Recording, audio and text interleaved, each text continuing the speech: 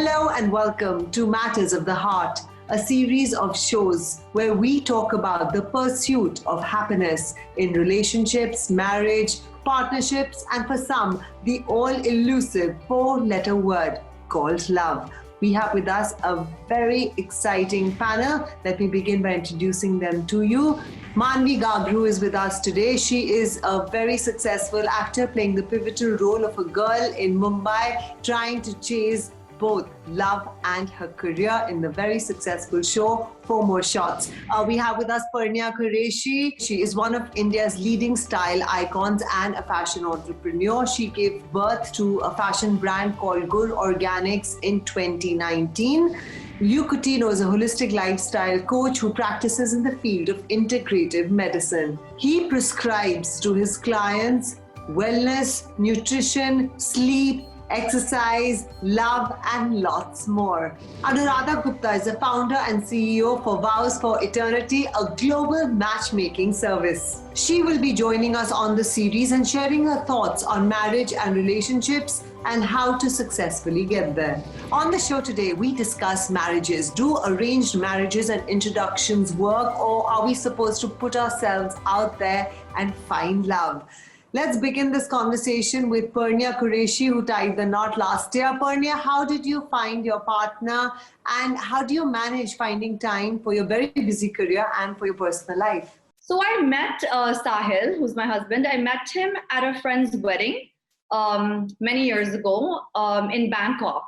And we stayed friends for very long. And I think, at least in my experience, because I've had other boyfriends before, that's really the nicest way, I think, to meet someone, to become a friend. So I think any relationship that starts on friendship is usually a good idea and healthy. It's anyway said that the first year is difficult for any married couple, but I think when you're really stuck to each other in the same apartment, it's even more difficult. And as the rules relaxed and we could just go out a little bit more and do more of our work, I think our relationship became better and it became easier. Anu, as a businesswoman working across continents with modern views in a traditional business, do you think it's easy for people to find partners for marriage? I've been doing this for over 10 years now, and I think I see the change in the last few years. The kind of people that I work with, they have the mobility, they leave their homes and they travel, whether it's for be it education, be it career, and really when you start off in a new place, you're really outside your comfort zone. You really struggle with how you meet someone. And that's I think it's even more relevant and important that you have somebody who understands you, who gets a sense of who you are, and then connects you with somebody who's a little more like-minded. As a single woman, Manvi, what do you think? Are men intimidated by successful, single, independent women? Honestly, I don't know if intimidated is the right word to use, but I actually feel bad for them because I feel in this post-Me Too era, so to say, a lot of the well-meaning men are very confused. And because they find themselves lost and in the middle of caught a deer caught in the headlight, and then suddenly they end up doing or saying something which is exactly the opposite of what they want to say or do.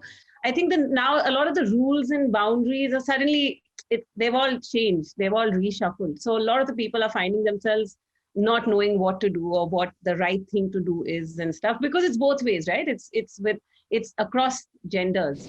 Luke, do you think self-confidence and emotional wellness play an important role while finding a partner for marriage?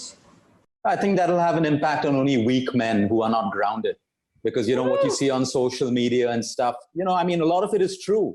But if you're going to be a puppet and you don't have your own self-respect and values and you're going to change to be someone else, that's the man's loss at the end of the day. A lot of them are fearful.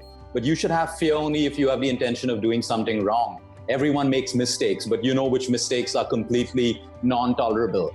So if you cross that boundary, you pay the price. But if not, I think every man has to have their own self-respect and learn how to handle women who are strong or choose not to be with those kind of women. Everyone has a choice at the end of the day. Okay. Very quickly, if you could tell us, what do you think? Does self-confidence and emotional wellness help hugely when you're looking at things like love and marriage? I think it's everything. The residue of poor self-confidence is insecurity. And I don't think any relationship is happy if there's insecurity, because then there are trust issues, there are all of the issues that come with it. So I think it's so important for us to realize who we are before we get into a relationship. Today, a lot of men and women get into relationships thinking that their partner is going to fix them. It's nice to know that your partner may compliment you in your weaknesses. And, that's a beautiful partnership or a relationship. Imagine two perfect people in a marriage. It's never going to work. And when it comes to emotional wellness, how are you going to handle someone else's baggage? You can be patient, you can be a good listener, all of that. Those are good things that you read in a book. But I really think that now, especially since we have so much of exposure and we have time, everyone's not in a hurry to get married. I think everyone has to do their homework, men and women. Learn to draw your boundaries, and don't just draw them, express them to your partner.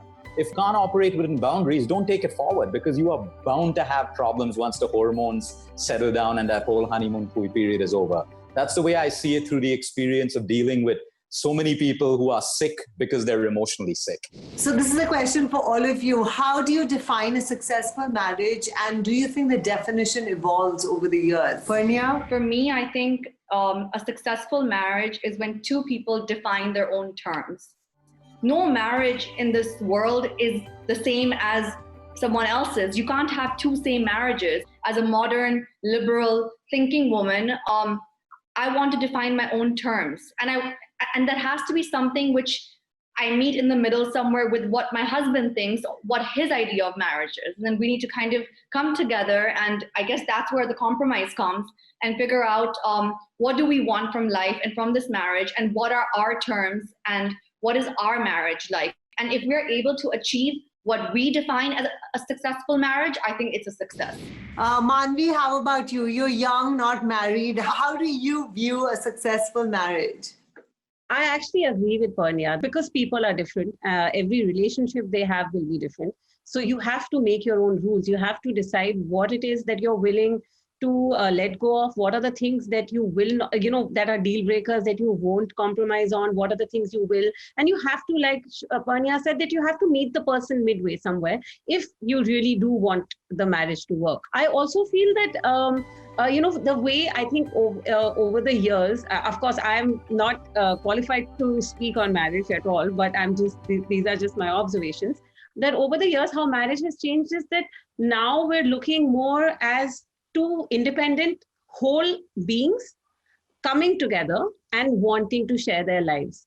As opposed to two incomplete beings looking to each other to complete themselves or whatever. They have the option of not sharing their lives, but they still wish to. That's an ideal marriage, I believe. I agree with both of you. Luke, you must have so many clients. They're dealing with well-being. I'm sure well-being leads to a happier marriage as well. I don't think it can be anything like a happy marriage or a successful marriage. I think there has to be success between the partners, because there are always going to be ups and downs. And when people try to aim for a happy marriage, there's going to be more disappointment, because there can never be continuous happiness. Impossible. You can have successful people who learn how to manage the happy times, learn how to get through the rough times. Marriage isn't the problem. It's a problem of conflict. And especially in today's time, you go back generations before, it was a very different institution of marriage. There was complete acceptance. There was the whole concept of sacrifice, all of that. Today, no, people are strong-minded. You have to draw your boundaries and decide up front, even before you decide to get married, what is okay? What is your place? What is my place? I'm not okay with this. This is a red flag. Anu, you have brought together over 1,000 couples. How do you define a successful marriage, and how does it evolve? I agree with what everybody here has said, and it's very well put. I think there is ultimately that space that two people share. Only those two people know how it really is for them. But going into a marriage, I think it's really important, and I speak to a lot of people who are, when you are emotionally ready, to share your life with someone, that's when it's really important that you focus on who is the right person for you. Introspection, I think, is very important to understand more about yourself, the difference between what you really need and what you want, the direction that you want to take, whether it's your goals, it's your take on life, it's your value system. All those need to be aligned, because otherwise you're going to look in different directions and you're going to walk in those directions. I think acceptance is very, very important. There's a lot of time that goes in trying to change the other person. And the reality is that none of us are going to change. We are who we are. So when you love learn to love the person with all the flaws that each of us have, because I think by virtue of being human, we all are intrinsically flawed. Anu touched on space. So I have a question for all of you. Have you ever checked your partner's phone? Purnia, we begin with you. No, I never have. I think it has a lot to do with, of course, your own trust issues, but also the way you've been brought up. My parents never opened my letters that came from me when I was young. My parents never checked my phone. What about you, Manvi? Have you ever checked your partner's phone? Never. And again, my reasoning is actually just because I wouldn't want him to check my phone or my mail or something, So it's like that is actually the only thumb rule that I follow, which is that I don't want to treat my partner in a way that I don't want to be treated. It's as simple as that. Luke, what about you? No, never done that, never will. And I hope it's never done for me as well. Anu, how about you? We know each other's phone passwords, but I've never really checked the phone. No, I've been tempted a few times, not because I have trust issues, but just because what's going on. But no, I've never done it. All right, we have a very confident set of panelists who are secure and respect others' privacy. Amazing. We're either a bunch of very conscientious panel, or we're all liars. That aside. For all of you watching this show, if you want to participate in the poll, do head to our Instagram and Facebook pages.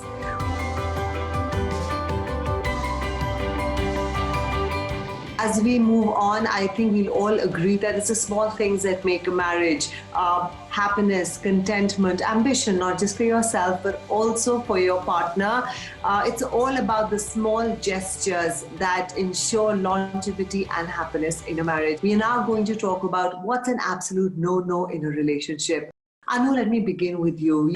Take us through some deal breakers. So I've heard a lot of what people don't want over the years, and I think with time and with age, the list of what one doesn't want increases. But something that really comes to mind is color of socks. I think that really stands out. I set two people up, and they met each other, and then I thought it's going to go really well, because I thought they were very, very strongly aligned on a lot of fundamental things. And I heard back from the girl saying, I can't believe it. I never want to meet this guy again. And that really was a deal breaker for her. She eventually did go on to meeting him another time, and I'm sure he wore another pair of socks, because they got married and they have two wonderful kids now. So sometimes deal breakers, if you look past them and if you focus on the person, then a lot of times you realize that, and you need to think, is that really a deal breaker?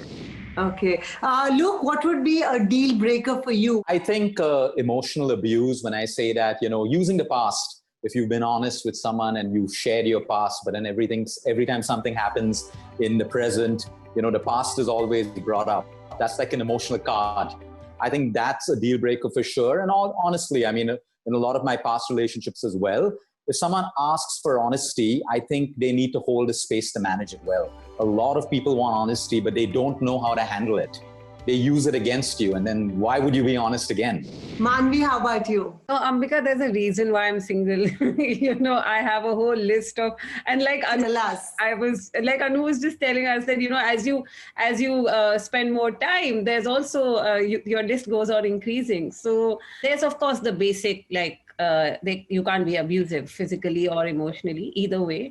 A new thing to be added to the list is my socio-political views, that they have to match. I feel now that the kind of world that we're living in, it's so polarized, everything. So we need to be very clear on that. Purnia, what about you? So I agree with Luke, but I would say continuous emotional abuse. So that would be one. I think disrespect. Certain times you can tolerate it, like with a warning, and there are certain times where it's just not excusable at all, and it's a deal breaker. I would say inequality in a relationship, especially when it comes to gender roles. That you are a girl, so hence I get to do this and you don't, or something of that sort. We have some more questions for all of you. Do you ever let your partner talk without interrupting? Purnia? I am really guilty of this. Just in fact, yesterday, Sahil had a chat with me, and he's like, that's not really polite, and you always keep cutting me off. And like, I don't mean to, because it's not because I'm trying to be rude or or like sabotage his conversation, but I'm just so excited I can't control myself. All right. Luke? Yeah, I'm guilty for that. Yeah. It's really circumstantial. So if the conversation's boring, I will interrupt because I just want to get it over with like ASAP. I don't think it's necessary to give more time to that. Manvi? If we're discussing something about the relationship, then I let the person finish. Like if we're discussing a movie or an event or something, then there's a lot of interruption there. It's like a debate, like there's interjection and there's all of this. We're putting each other's points across. So actually, it really depends on what the discussion is. You make it sound very exciting. I think you can have an audience for it. Anu, we move on to you. I think I'm guilty of that most of the times. It's very rare that I let my husband sort of finish what he's saying without interrupting. When I'm not working, actually, I'm personally such a lazy talker that I'm okay when everybody else is talking and I just nod my head. So, yeah. Anyway, Luke, the next question is, in your opinion, who's more complicated, men or women? You want a direct answer? You want an indirect answer? I want a direct answer. Honest. Then I'm obviously going to say I find women more complicated. Okay. I mean, if you want a direct answer, but if you want the in-between answer, it really depends on the emotion. See, it's the emotions that are complicated because women see certain emotions differently from men and men see some emotions differently from women. So right there's conflict, which means complication. Purnia, you want to say something? I don't think this can be broken down in gender. Like, is male more complicated than female or vice versa? I think it depends on the person, because I know men who are extremely all over the place when it comes to emotions and are very complicated and really hard to comprehend. In the same way, I know women who are really straightforward and quite seamless when it comes to emotions. Manvi? I agree. I don't think it's a gender-based thing. With women, there are just too many factors at play, and especially when it comes to romantic relationships, because they're thinking about age of marriage, age of children, and wanting motherhood or no motherhood, working or not. There's so many factors at play. So it appears to be far more complicated. Anu, how about you? I feel that women are a lot more complicated than men. I believe that men are from Mars and women from Venus. I think that's very, very true. With most men, very often it's what you see is what you get. But with women, a lot of times what you see, most of the times in my experience, what you see may not be what you get. We're now discussing equality in marriage. It's a favorite topic with everybody, but is it really a possibility? Anu, I'm going to begin with you. These days, I feel you're referring more to financial equality. For me, that's only one part of a relationship, and equality is so much more than that. But if you go further, in terms of women being a lot more financially independent, career driven, all of that, I think that's a great place to be in. We also have to take a step back and see how we project that. For a lot of Indian men, it's still relatively new. Purnia, I can see you have an opinion on the matter. Tell me. I've been living all these thoughts this last 11 months of being married. So I think when you're financially equal in some way or the other, that leads to all other kinds of equality. If you are dependent on your boyfriend or your husband, many men feel like then that you, because you're financially dependent on them, hence you're not equal to them. I mean, I'm an educated woman, I earn money, so why am I not contributing? I cannot expect to be dependent on him and then in turn ask him for equality in other factors of life. I think the mistake a lot of girls in our generation are making is that they want to have the cake and eat it too. They want equality when it's convenient, but they also want to be dependent, and it doesn't work that way. That's a very cool insight, Purnia. Luke, what is your view on equality in marriage? I think the word's been projected very, very wrongly with social media, news channels, and all of that stuff. Number one, yes, I respect financial equality in women who aspire to grow their careers. I have no problem about that. But there's always one saying that I tell anyone, I'll tell my daughter when she grows up, whatever you want to do, if you're responsible enough to bear the consequence of your decision, go ahead and do it. Because you also have a lot of women who want, like she rightly beautifully said, they want a cake and they want to eat it too. So they hold beautiful positions in the corporate world, but at the same time, they're bringing their kids to us. They're kids who have issues of not having a mom at home, and they're not willing to make a change. Okay, now she made a decision to do that. That's fine. What are you going to work around it? Then the mother gets more and more stressed, and then she gets more and more sick. So like I said, if you're willing to play the game, Are you willing to bear the consequences as well? Luke, I know Purnia is dying to say something. I want to respond to a couple of things. So about the little anecdote about the mother being at work and the child feeling neglected in a marriage, which is a team, shouldn't the father play a role in compensating some of that? It's not the woman's responsibility alone to take care of the child just because she's career driven and busy. And I want to add that equality is important because it's respect. Everybody needs respect. And when you feel that somebody is not treating you equal, you feel disrespected.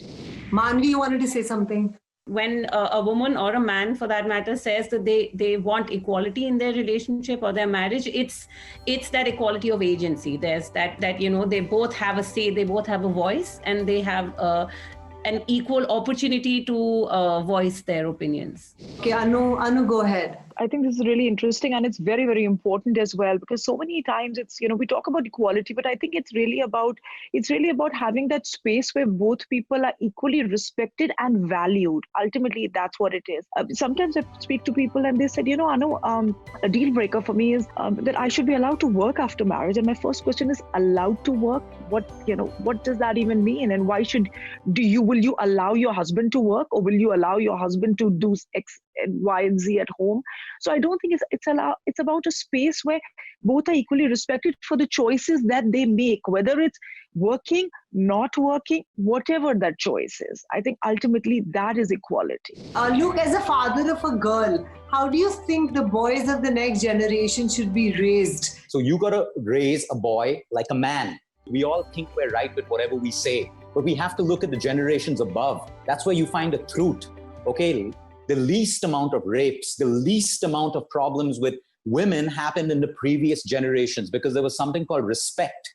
There were roles defined. A man has a role. Today, no one has a role because everyone wants to do everything. I'm sorry. When you're trying to do everything. I don't agree At with all. Manvi, what do you want to say? If you let me finish my point, okay? My whole point is that men, there are differences. There are good boys, bad boys, good men, bad men. But when you look around and see what's happening today, it is exposure. A child, a boy between the age of 2 and 9, the subconscious mind is very open. What you put in that boy's mind in terms of values and everything, okay, becomes that person. Manvi? No, firstly, I don't agree with the concept of real man and real woman.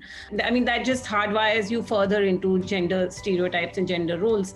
I don't think it's fair to say that the current generation, quote unquote, just has more problems. I mean, yes, there are problems, but there are different problems. Like, yes, we do talk about how our generation is overstimulated because we are constantly bombarded with information. I don't think rapes, there are more rapes happening. There are probably more rapes being reported. A lot of the women didn't even know what was happening to them was rape. And if one says that it's because women are getting out of the house and they're working and they're enjoying a certain freedom, and that's why crime against women is increasing, I need to remind everybody that the crime is being done by the men. Purnia? So I was going to just say one of my main reactions and points was rapes and sexual crimes are being reported more now. And more than being reported, now we have more avenues to speak about them. We have social media and women are more educated. They are more confident to come forth. So I really don't think that can be a basis of any argument or any point. No, but I'd like to just get back. It's not an argument. Why are we talking about rape when we're talking about what men should be? I don't agree that men should be brought up as men. I mean, we are finally breaking out and we're finally kind of changing this whole notion that there are gender roles. And to say that men have to be brought up as men, I think is regressive and it's pushing us back. According to me, they should be brought up in the same manner as a good human with the right value systems and with the right values that apply to both. Anu, go ahead. My son, he's 4 years old now, and he fell down. He said, I'm a strong boy, and that's why I didn't cry. I said, no. I said, Ishan, being a strong boy means that you know that you can cry, and it's okay if you cry. Whether it means for a man breaking down sometimes and saying, I feel vulnerable. For me, that's being a real man. On that note, we have really exceeded our time on the show, but I will go back to how we started, which is how to find a partner and which is the best way. Is it love, arranged? Do you just put yourself out there and hope love finds you? Luke, your view? No, I think you got to be open to it. If you don't know what you want, you're going to get whatever comes your way. And most women and men don't know what they want. They only know what they want after they've got into a relationship. Manvi? Let me know when you find out. No, but I think you have to be open to it. And once you find love, if you want it to work, then there is active work that goes on from both the partners. So a relationship is work in progress. Parnya? I think human beings are work in progress. Yes, yeah. But I think the best way of knowing what you want is knowing yourself. There's no right or wrong way, and there's no timeline or time limit. I mean, it just really depends on person to person. Anu, what is your view? What's the best way of finding a partner? I think it's always important that the person gets you. He understands who you are. So you don't have to spend a lifetime translating your soul. It's time to wrap this episode. I will see you again next week with Anuradha to discuss matters of the heart. We will be focusing on the wedding vows and do we really uphold to them? There's also a lot of talk about men being from Mars and women from Venus. Is that really true? Thank you, all of you. Goodbye. Thank you. Thank you. Thank you very much. Thank you.